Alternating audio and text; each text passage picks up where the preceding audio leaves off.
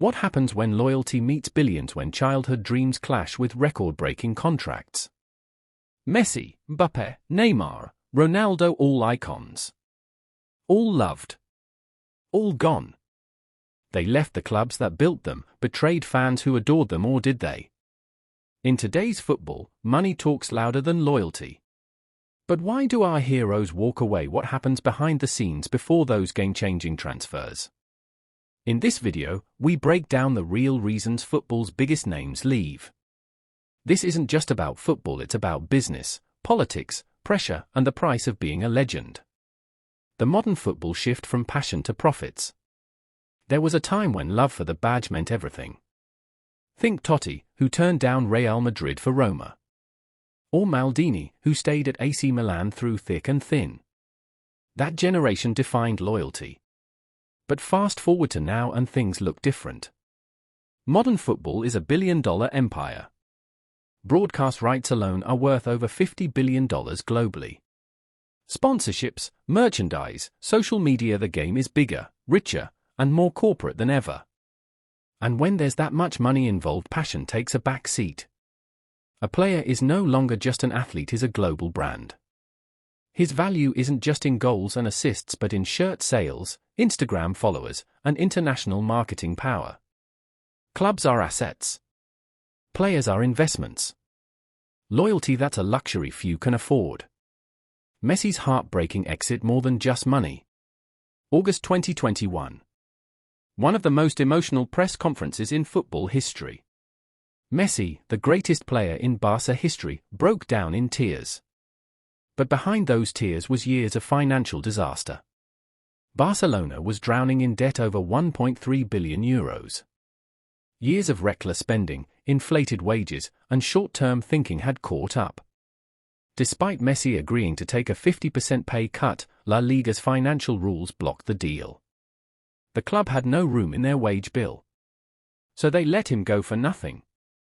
And who could afford to take him? Only PSG, a club backed by Qatari royalty with virtually unlimited funds. To fans, it looked like betrayal.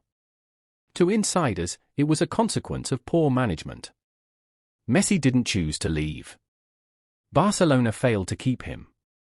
Mbappe's €1 billion dilemma. Kylian Mbappé.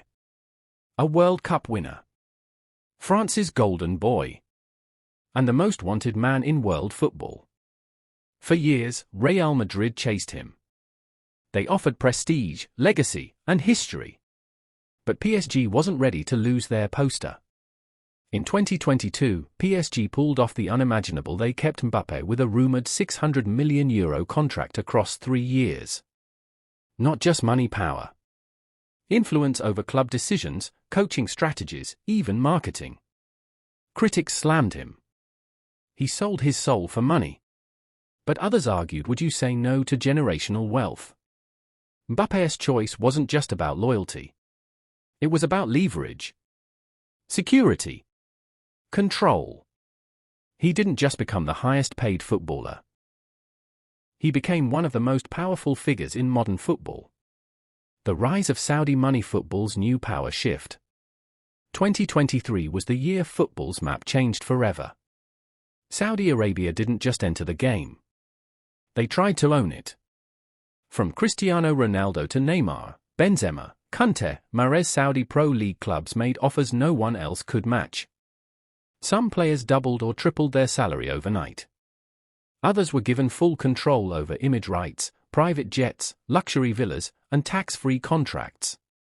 To critics, this was football's moral collapse, a sport sold to the highest bidder. To players, especially veterans, it was simple math. Why say no to generational wealth for your family? But even younger stars are making the switch now. And that's the real shift. Loyalty is now optional. Financial security is essential. Loyalty is expensive and most clubs can't afford it anymore.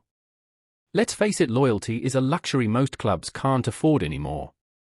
In a football economy driven by profits, balance sheets, and ROI, even club legends are no longer untouchable. Think about Harry Kane. A decade at Tottenham. Their all-time top scorer. He bled for the badge. But year after year, the trophy cabinet stayed empty. And when Bayern Munich came calling, offering not just a salary bump, but a shot at real silverware, the decision was made. It wasn't betrayal, it was ambition meeting opportunity. And he's not alone.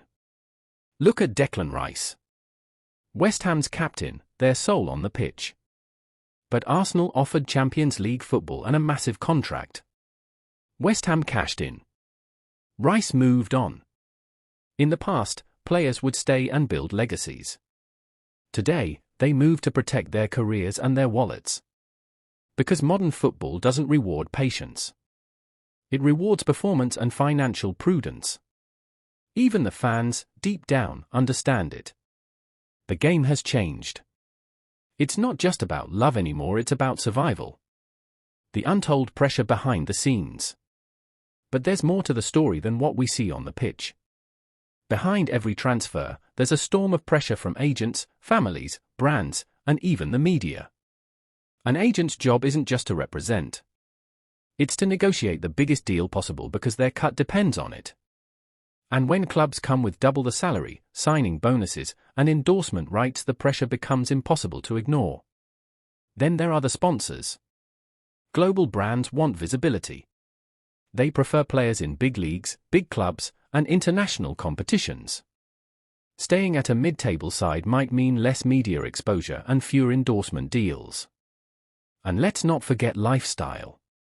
A move to Paris, Madrid, or even Riyadh means luxury, safety, better schooling for children, and a higher standard of living. It's not just a football decision, it's a family decision. Players also know their careers are fragile.